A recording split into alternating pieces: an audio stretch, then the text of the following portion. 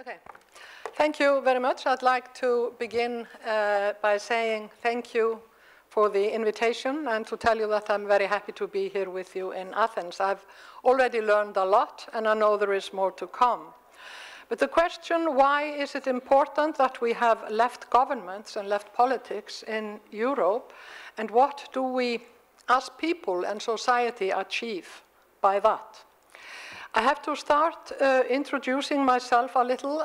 Like the chairman said here, I'm a former member of parliament in Iceland, and I was Minister of Health in the first left government in Iceland that was formed 2009 by my party, the Left Greens, and the Social Democratic Party.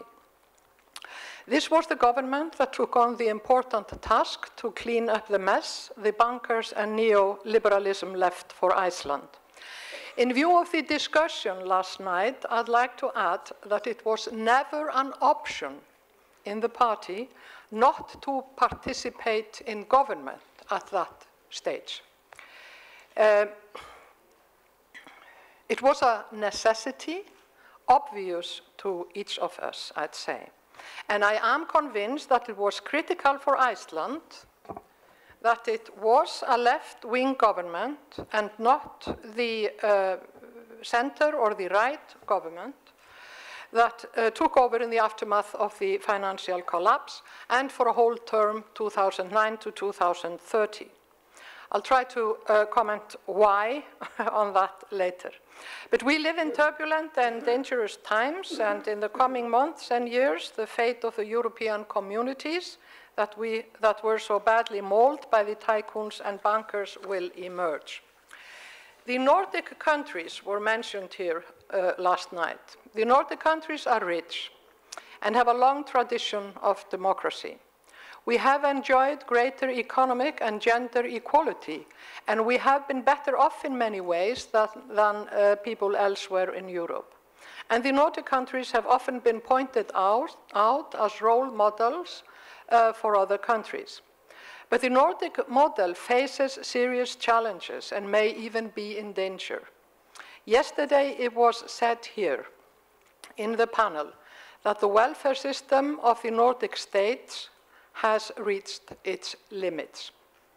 And it is true that the international capital and multinationals are invading the welfare systems of these countries from which they hope to gain their profit.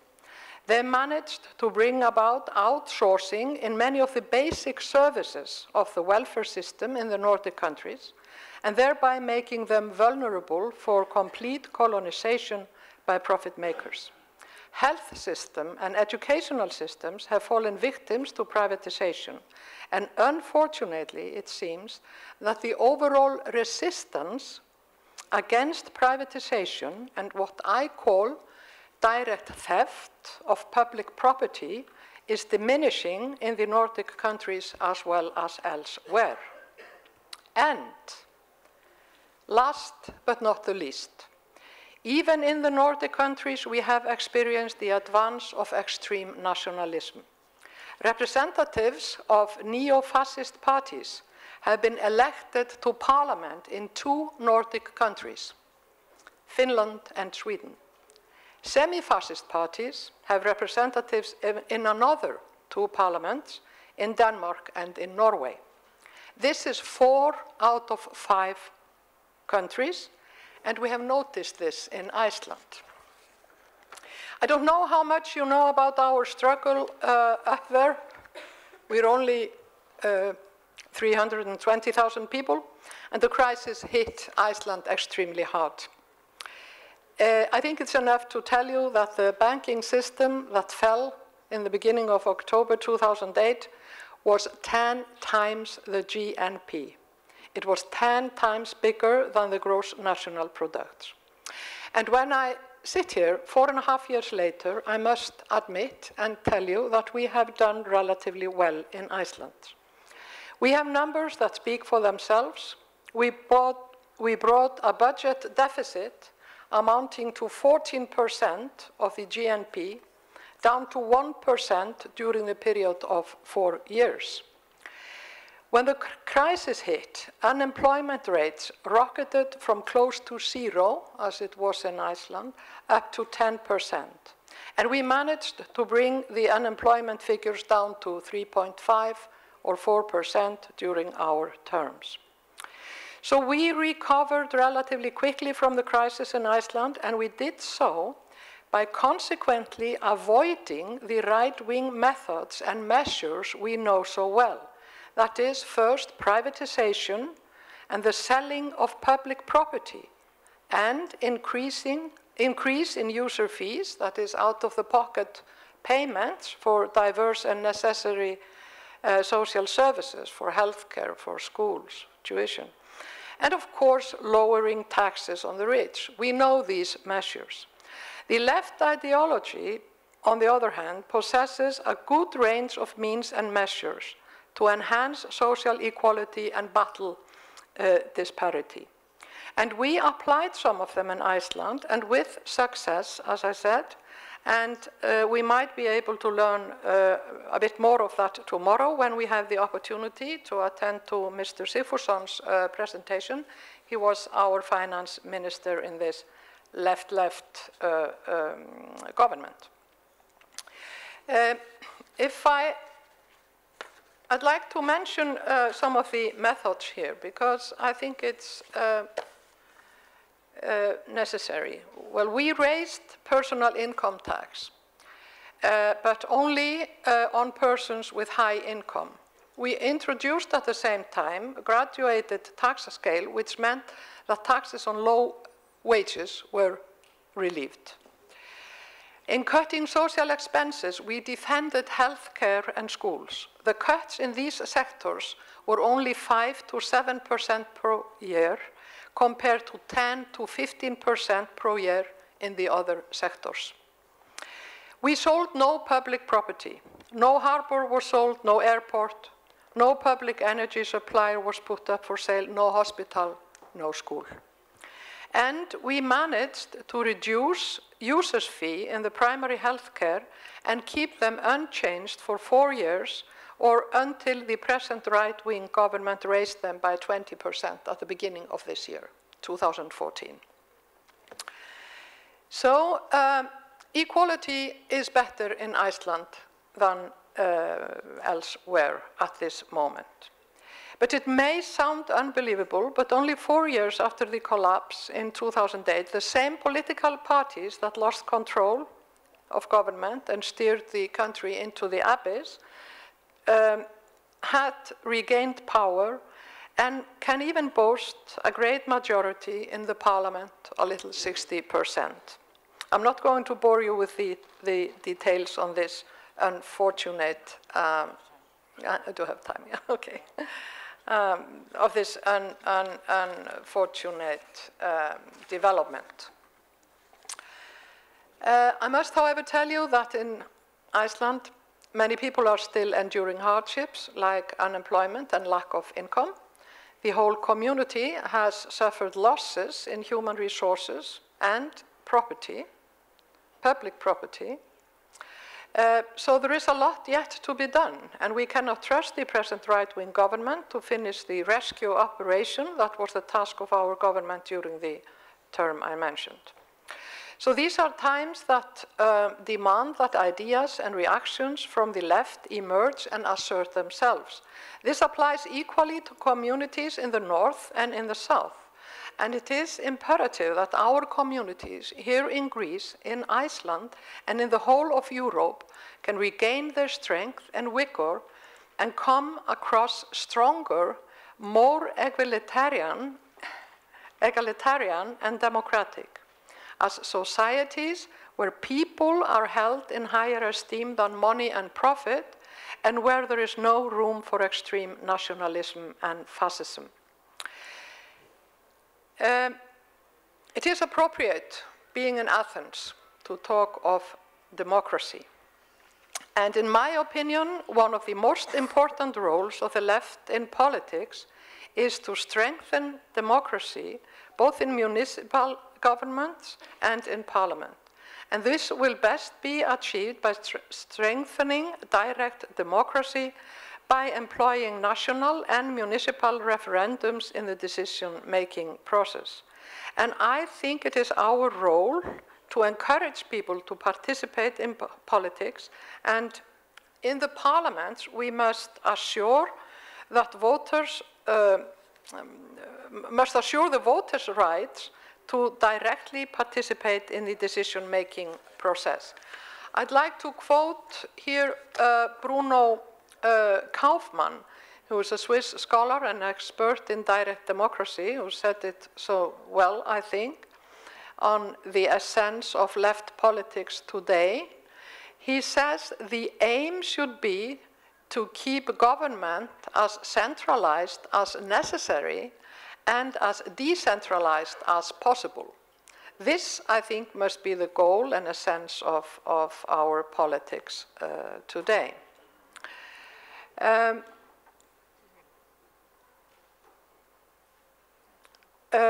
One more thing. In the so-called kitchenware revolution in Iceland, 2008-2009, there emerged few but very clear demands for political reforms. People demanded that a clause should be added in the constitution that would ensure voters' right to demand and participate in referendums. Unfortunately, we did not manage to bring that about. But in spite of that defeat, there is still a strong movement in Iceland that calls for a review of our outdated and imperfect constitution. And since February 23rd this year, over 22% of the Icelandic voters have signed a petition addressed to the Icelandic government, urging them to hold a national referendum on whether accession negotiations with the European Union should go on or be terminated. The polls have indicated that no less than 82% of the voters want a referendum on this EU matter, and this is especially interesting since the majority of the voters, presumably, are against Iceland's entry into the EU. So this situation shows us that the people in Iceland hunger for democracy and want to be able to use their own judgment and to decide their fate.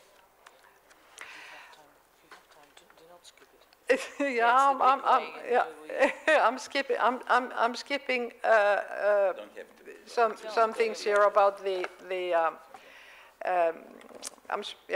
what I. Okay. I'd like to say a few words on local government, because direct democracy in local government is in many ways easier to implement and apply. And it should be relatively easy to encourage people to participate in decision-making processes pertaining to their own immediate environment. In Iceland, we managed to make changes in the law that facilitate the use of referendum or open voting in local government. Local governments are now obliged to hold a referendum or open voting at the request of at least 25% of the voters. This is an unusually high threshold, but since many of the Icelandic municipalities are very small and sparsely populated, only dozens of people should bring about a referendum if this was 10%, as we talk of in national referendums. The local government has to decide in advance whether the results should be binding or not, and two issues are not eligible for a referendum: employment issues and taxation.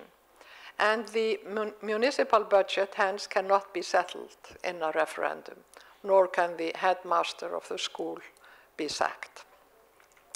So the provisions on public voting in local governments are relatively new in Iceland, and they have not been put to a test in any notable extent. But the legal framework is already there, and I think it will be used. We're having local elections now in the end of May, and I hope that new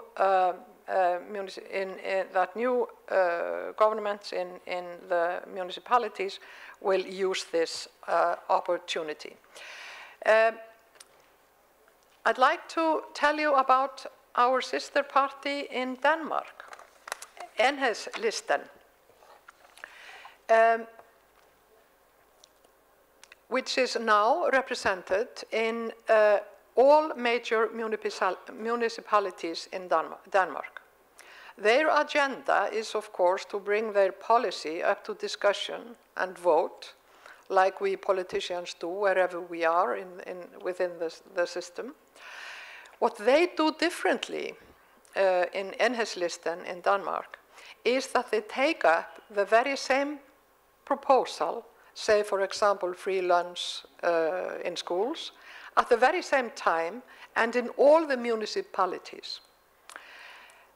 By doing this, they get a greater focus on the topic and all over the country, not just in one municipality. The debate is more wide-ranging in the media, and the people get interested and like to watch closely what their next-door town is doing about the very same proposal. Local politics tend to be personal, and sometimes they remind of beauty competition. By doing local politics the way Enhedslisten does it, the proposals their representative give are not private or an idea or work of one person or a small group, but the presentation of party policy that has been formulated, discussed, and agreed upon in the party as a whole. And this method has proven very successful and has lifted the party's work at the municipal level.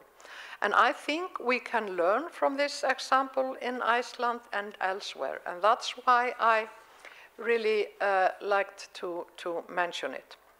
One more thing only. If we learned one thing during our 4-year term in Iceland, it was how important it is to act promptly. Things that need to be done should be done without delay. There is no room for postponement or stalling. The opportunities to make changes are there at the beginning of a term, much more than at the end. Hence, it is imperative for a new minister to seize the day. Of course, we all want to be careful and avoid mistakes, but we should not hesitate to let our reformation processes get rolling right away. So don't hesitate, don't let anyone tell you that it's safer to wait another couple of years and look more closely into the matter. Usually there is no need for that. Thank you.